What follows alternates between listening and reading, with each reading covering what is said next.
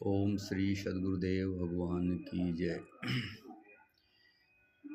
देखिए, मैं बार बार बताता हूँ कि सनातन धर्म की परंपरा सद्गुरु और शिष्य की होती है और आज भी चली आ रही है।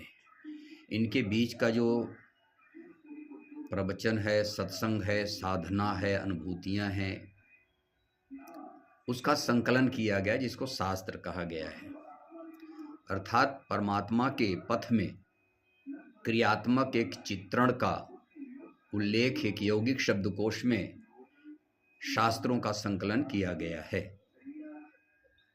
जब ऐसे सद्गुरु के संरक्षण में जाएंगे तो ये सभी जितने भी बाह्य जगत में देवी देवता पूजा पद्धतियां हैं, कर्मकांड है, सब एक अंतःकरण के साधना के यह शब्दकोश हैं जो यौगिक शब्दकोश हैं, जैसे विद्यार्थी और मास्टर के बीच में है। तो हम लेते हैं सनातन धर्म में 4 वर्ण।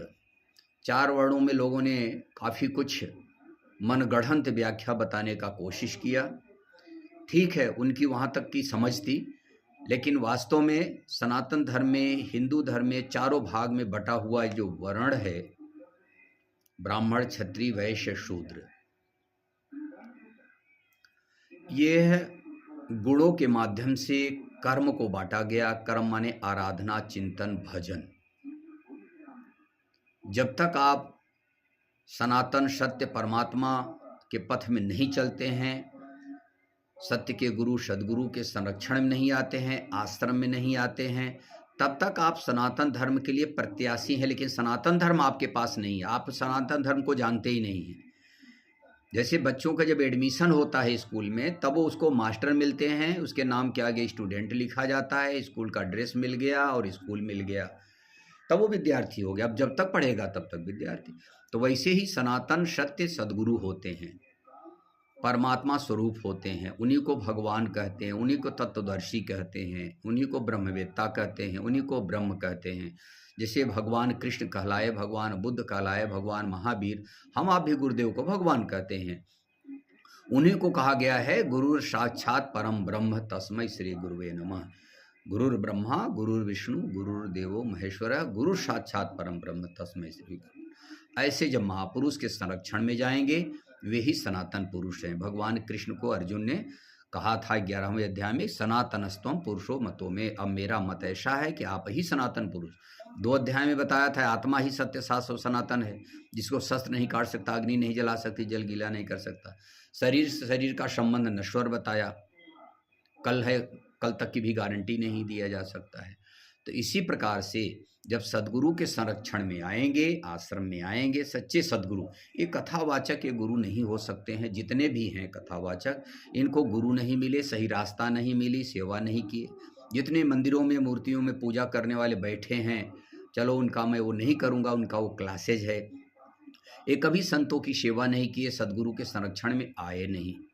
क्योंकि अगर आरती भी करते हैं दोनों टाइम विग्रह के सामने, ओम जय जगदीश हरे, तो उसमें भी है श्रद्धा भक्ति बढ़ाओ संतन की सेवा। तो इनसे पूछा जाए क्या कभी संतों की सेवा किए? उनकी श्रद्धा भक्ति बढ़ी संतों के प्रति, संतों के सेवा के प्रति? नहीं बढ़ी। तो इसका मतलब है कि ये रात दिन सुबह शाम झूठ बोलते हैं। और सेवा से मिलनी क्या चाहिए? विषय विकार मिटाओ पाप हरो देवा।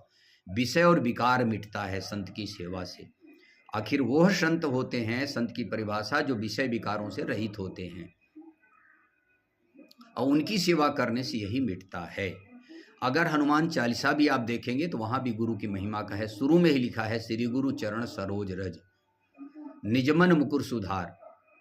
ये जीवन भर हनुमान चालीसा पढ़ पढ़ करके मर गया हिंदू, लेकिन आज तक नहीं समझ पाया, न मन रूपी दर्पण सुधरा, न उसको सच्चे सद्गुरु मिले, न गुरु का चरण रज मिला, न अपने मन रूपी दर्पण को सुधारे, न एक परमात्मा का निर्मल यश का वर्णन किया। वहाँ ये नहीं कहा गया श्री हनुमान चरण सरोज रज। तो इस प्रकार से जो भ्रांतियों का शिकार है, इसका प्रमाणित शास्त्र गीता से आप देखेंगे। रामचरितमानस में शुरू की चौपाई है, बंदहु गुरुपद पदुम परागा सुरुचि सुभाष सरस अनुरागा।